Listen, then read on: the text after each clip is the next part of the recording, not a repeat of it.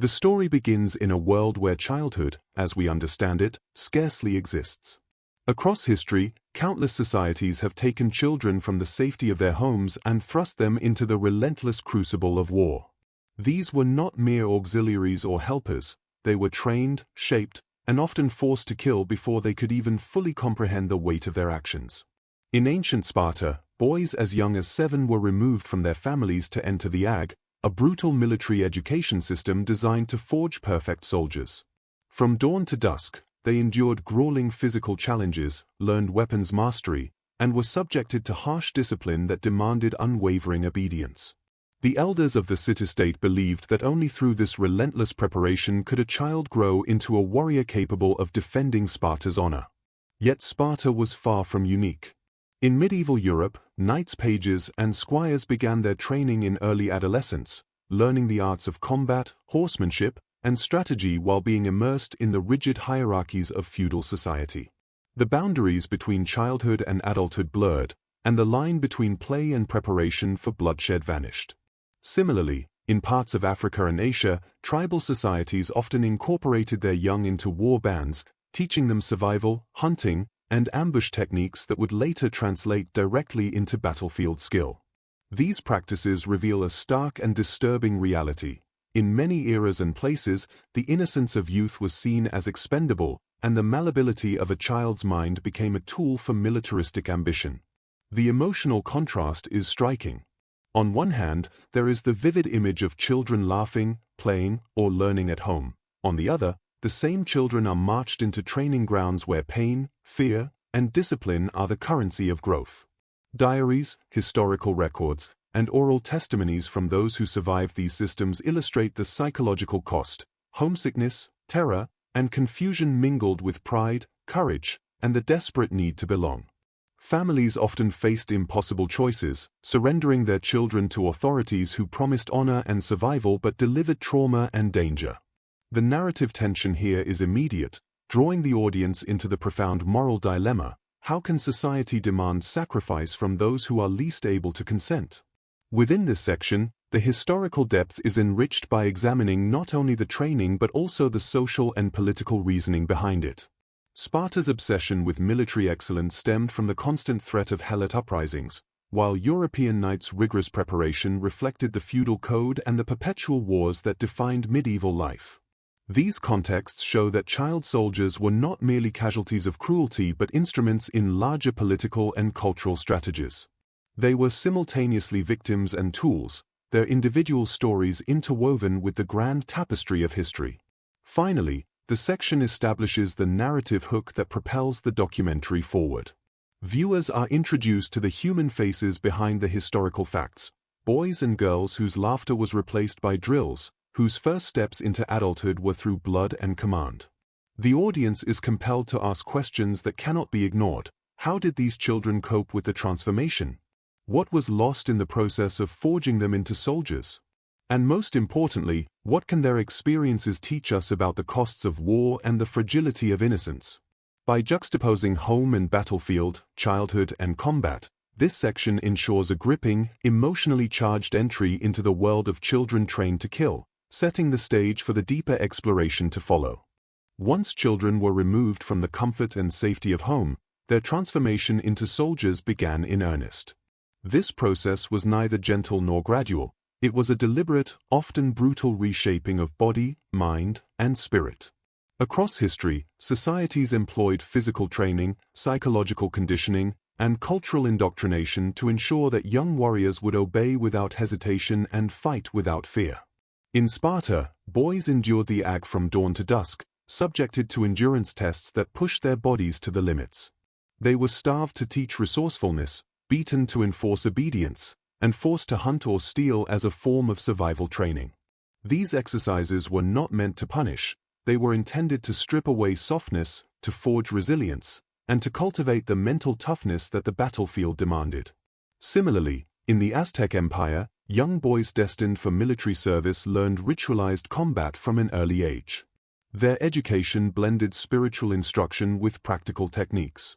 They were trained to wield weapons, execute formations, and embrace a warrior identity so deeply that fear became a foreign concept.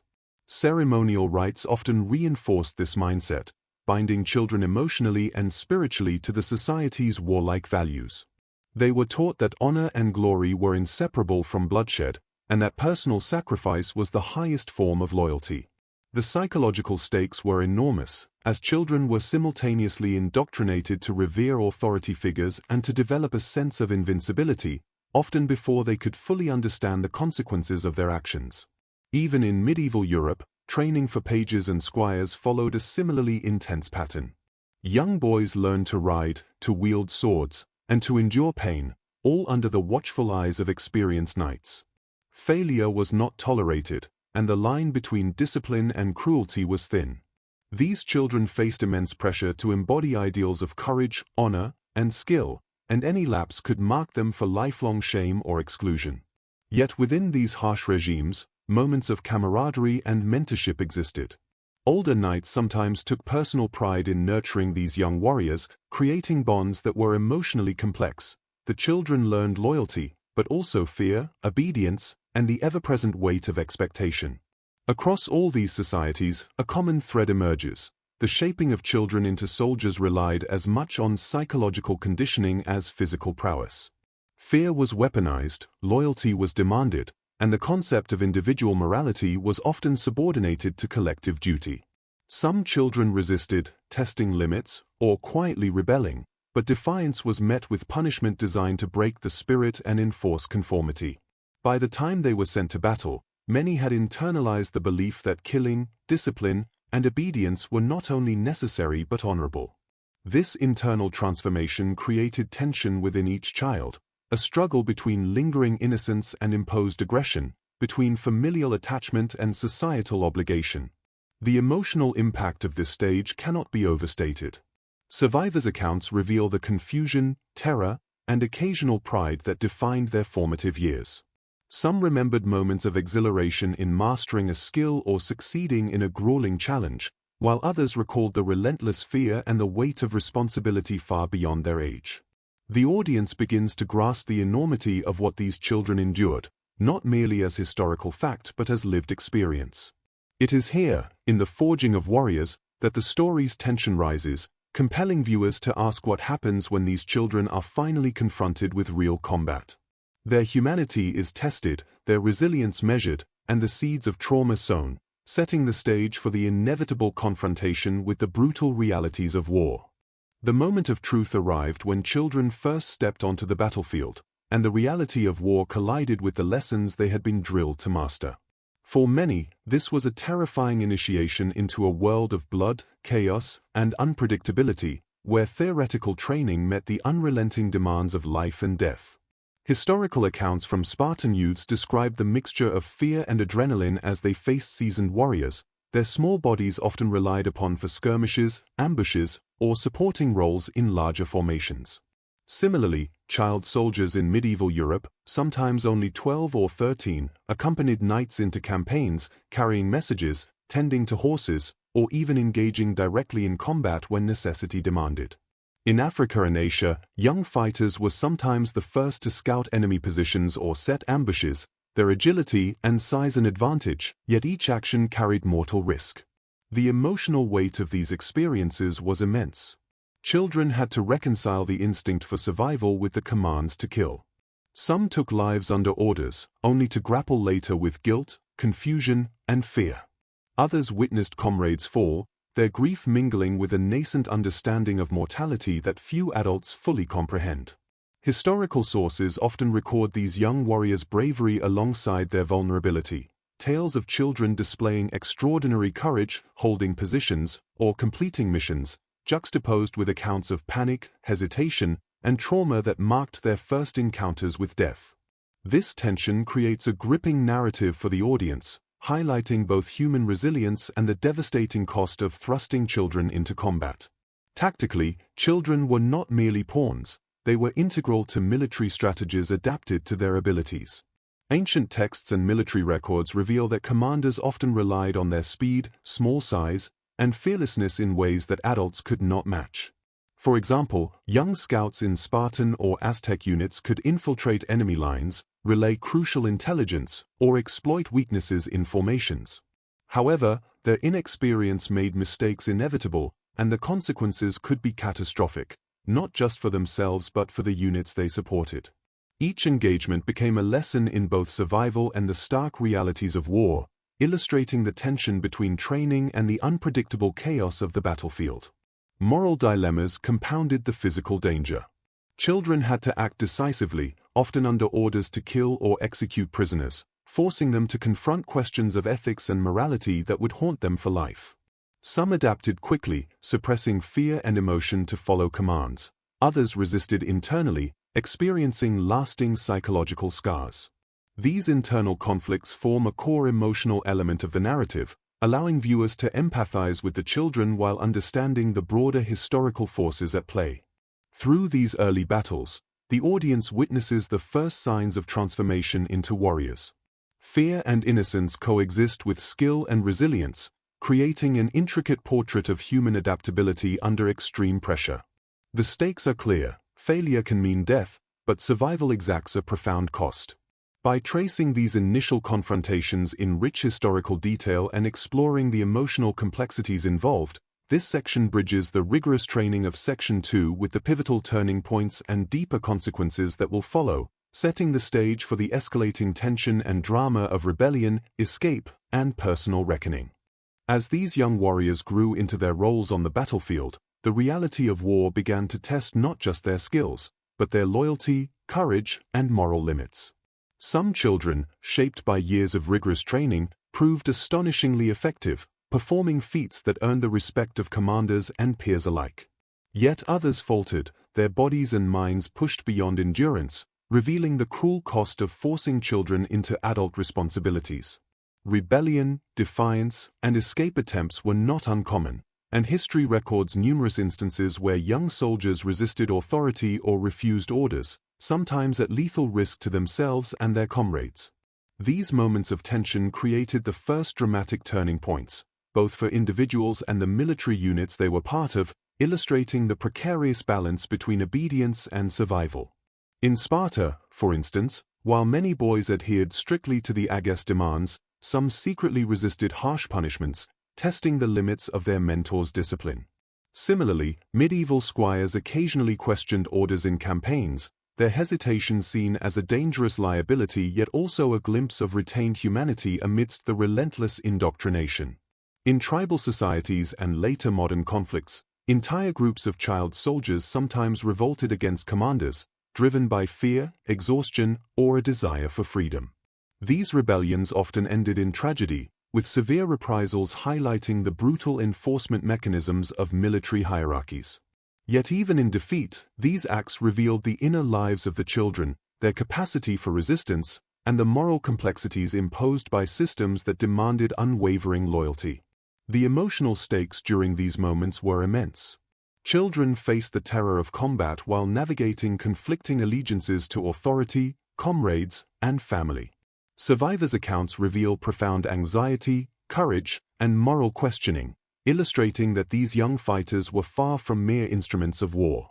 Their decisions could change the course of skirmishes or campaigns, yet they carried the heavy burden of knowing that one wrong move could mean death or severe punishment. Historical records underscore the psychological toll, capturing how trauma accumulated, shaping personality, loyalty, and the potential for future defiance. This section also highlights the broader consequences of these turning points. Failed missions, mass casualties, or acts of rebellion influenced military strategy and social perception of child soldiers, sometimes prompting reforms, harsher enforcement, or strategic adjustments. The audience witnesses the interplay between personal struggle and larger historical forces, reinforcing the narrative's tension and emotional resonance. By focusing on rebellion, escape, and the resulting consequences, this section intensifies the story's stakes, showing the human cost of war for children and the precarious balance of power and survival. The audience gains a visceral understanding of the pressures, both physical and psychological, that shaped these young fighters, while the historical detail underscores the gravity and scale of these experiences. It is here that the narrative peaks in tension, bridging the battlefield challenges of Section 3 with the aftermath and societal consequences that follow in the story's next phase. When the battles ended and the immediate chaos of combat subsided, a new struggle began for the children who had survived. The aftermath of war brought physical injuries, psychological trauma, and the heavy burden of experiences no child should endure. Many were celebrated as heroes or honored for their bravery, yet these accolades often masked the deep scars left by years of violence and forced obedience.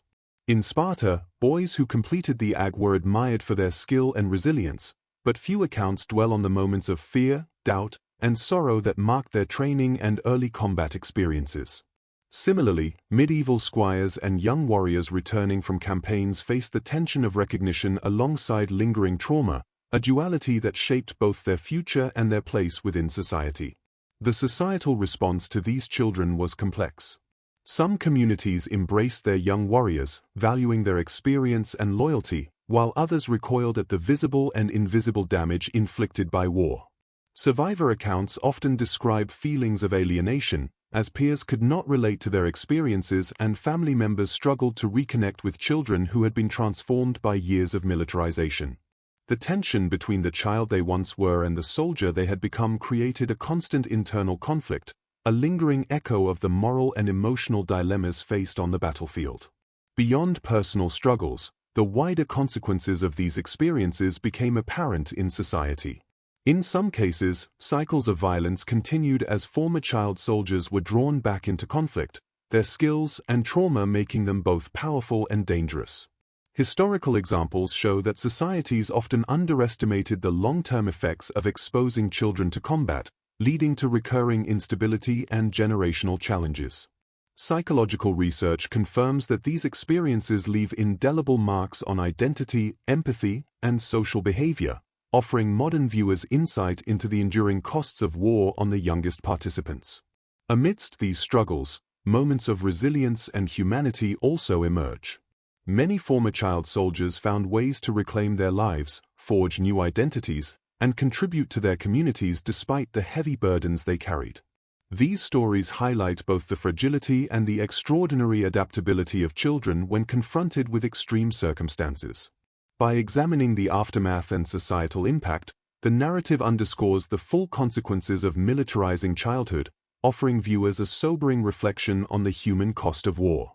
This section bridges the intense personal experiences on the battlefield with the larger historical and societal implications, preparing the audience for the final reflections on legacy, lessons, and enduring consequences.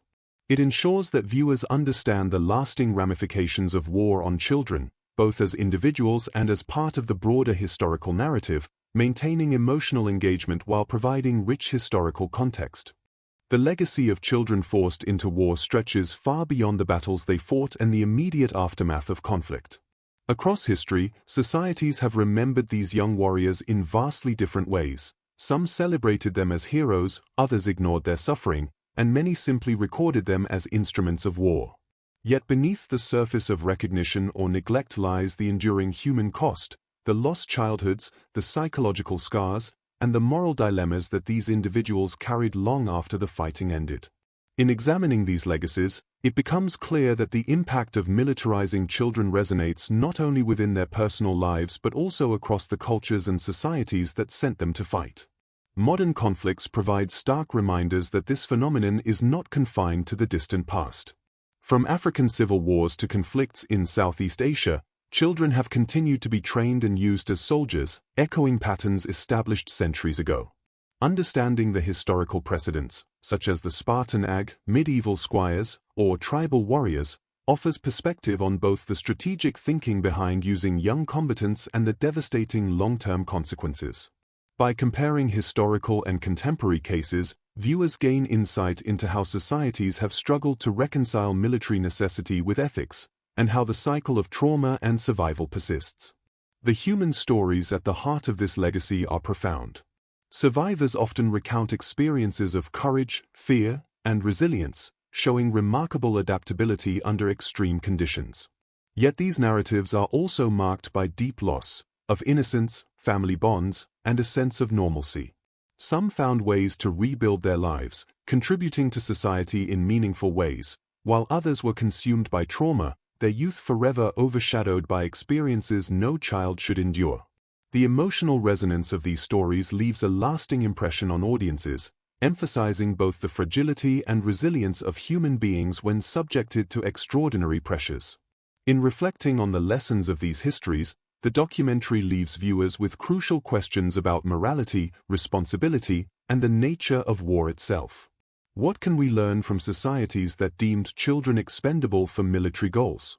How can humanity prevent the repetition of these tragedies? By closing on these reflective points, the narrative ensures that the story of children trained to kill resonates far beyond the screen. The audience is left with a powerful reminder that the cost of war is never measured solely in strategic victories or defeats, but in the lives of the youngest and most vulnerable, whose experiences demand remembrance, empathy, and understanding.